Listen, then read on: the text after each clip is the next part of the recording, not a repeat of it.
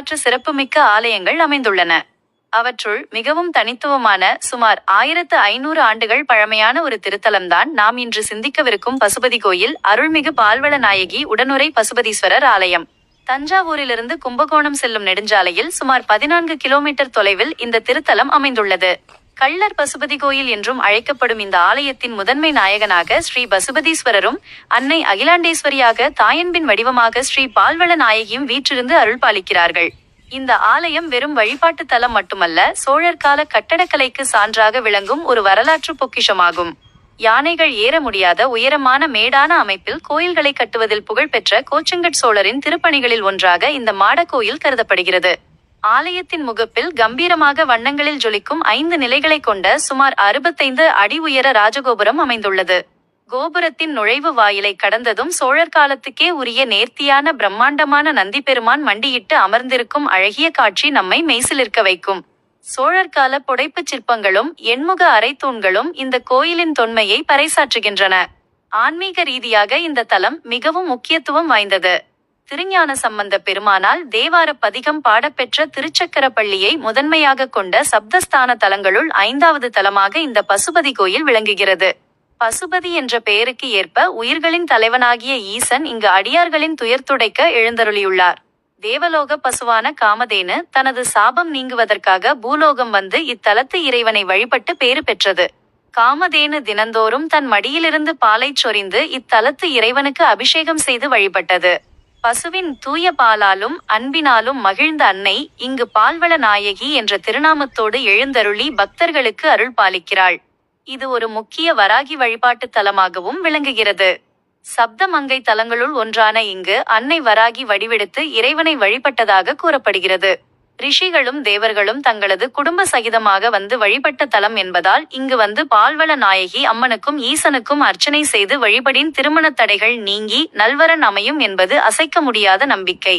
மகப்பேறு வேண்டுபவர்களுக்கும் குடும்ப ஒற்றுமைக்கும் இந்த அன்னை வேண்டுதலை உடனே நிறைவேற்றுபவளாக திகழ்கிறாள். அமைதியும் தெய்வீகமும் ஒரு சேர கலந்த இந்த திருத்தலம் தற்காலத்தில் புதுப்பிக்கப்பட்டு புதுப்பொலிவுடன் திகழ்கிறது. காலை 6 மணி முதல் காலை 11 மணி 30 மணி வரையிலும், மாலை 4 மணி முதல் இரவு காலை 7 மணி 30 மணி வரையிலும் ஆலயம் திறந்திருக்கும். தஞ்சை மண்ணிற்கு பயணம் மேற்கொள்பவர்கள் சோழர்களின் கட்டடக்கலையையும் காமதேனு வழிபட்ட தலத்தின் ஆன்மீக அதிர்வுகளையும் ஒரே இடத்தில் உணர பசுபதி கோயில், அருள்மிகு பால்வள நாயகி உடனுறை பசுபதீஸ்வரர் ஆலயத்திற்கு தாராளமாக வந்து அன்னையின் அருளை பெறலாம். நன்றி, வணக்கம். கும்பகோணம் நெடுஞ்சாலையில் அமைந்துள்ள கள்ளர் பசுபதி கோயில் ஸ்ரீ பெருந்தேவி தாயார் சமேத ஸ்ரீ வரதராஜ பெருமாள் கோயில் மிகவும் வரலாற்று சிறப்புமிக்க மற்றும் ஆன்மீக முக்கியத்துவம் வாய்ந்த ஒரு திருத்தலமாகும். இக்கோயிலை பற்றிய வரலாற்று மற்றும் ஆன்மீக தகவல்களின் தொகுப்பு கீழே விவரிக்கப்பட்டுள்ளது. 1. கோயிலை கட்டியது யார்? ராமானுஜர் மற்றும் சோழர்கள். சுமார் 900 ஆண்டுகள் பழமையான இக்கோயில் வைணவ ஆச்சாரியரான ஸ்ரீ ராமானுஜரால் அவருடைய ஆணைப்படி வழிகாட்டுதலின்படி அவரது முதன்மை சீடரான பெரிய நம்பிகளின் நினைவாகவும் அவருக்கு மோட்சம் கிடைத்த இடமாகவும் மூல கோயிலாக தோற்றுவிக்கப்பட்டது என்று நம்பப்படுகிறது. பின்னர் இப்பகுதியை ஆண்ட சோழ மன்னர்களால், குறிப்பாக பிற்கால சோழர்கள், இக்கோயில் விரிவுபடுத்தப்பட்டு கல் திருப்பணிகள் செய்யப்பட்டு பராமரிக்கப்பட்டது. 2. இக்கோயில் எதனால் பிரசித்தி பெற்றது? தல வரலாறு மற்றும் சிறப்புகள். பெரிய நம்பிகளுக்கு மோட்சம் அளித்த தலம். சைவ வைணவ மத வேறுபாடுகள் உச்சத்தில் இருந்த சோழர் காலத்தில் சோழ மன்னன் ஒருவன் சிவனே பரம்பொருள் என்ற ஓலையில் அனைவரையும் கையெழுத்திட வற்புறுத்தினான். ராமானுஜரை காப்பாற்றுவதற்காக அவரது சீடரான கூரத்தாழ்வானும் ராமானுஜரின் குருவான பெரிய நம்பிகளும் 105 வயது முதியவர் அரசவைக்கு சென்றனர். அங்கு மன்னனின் கட்டளைக்கு இணங்காததால் இருவரின் கண்களும் பிடுங்கப்பட்டன.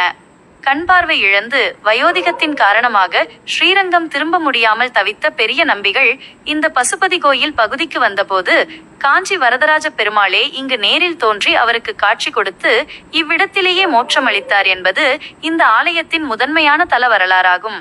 கேட்டை நட்சத்திர பிரார்த்தனை ஸ்தலம். வைணவ ஆச்சாரியரான பெரிய நம்பிகள் அவதரித்தது மார்கழி மாத கேட்டை நட்சத்திரம் ஆகும். அவர் மோட்சமடைந்த பெருமை வாய்ந்த தலம் என்பதால் இக்கோயில் கேட்டை நட்சத்திர பரிகார பிரார்த்தனை ஸ்தலமாக விளங்குகிறது.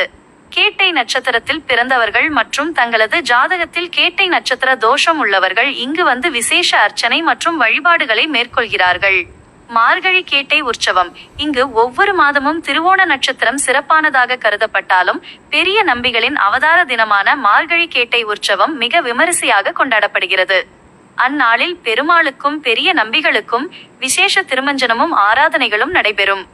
சுருக்கம்: தங்கள் வாழ்நாளில் கேட்டை நட்சத்திர தோஷங்கள் நீங்கவும், குடும்பத்தில் நிம்மதி பெருகவும், கல்வி மற்றும் ஞானம் சிறக்கவும் பக்தர்கள் நாடும் ஒரு மிக முக்கிய வரலாற்று சிறப்புமிக்க வைணவ தலம் இந்த பசுபதி கோயில் வரதராஜ பெருமாள் கோயிலாகும்.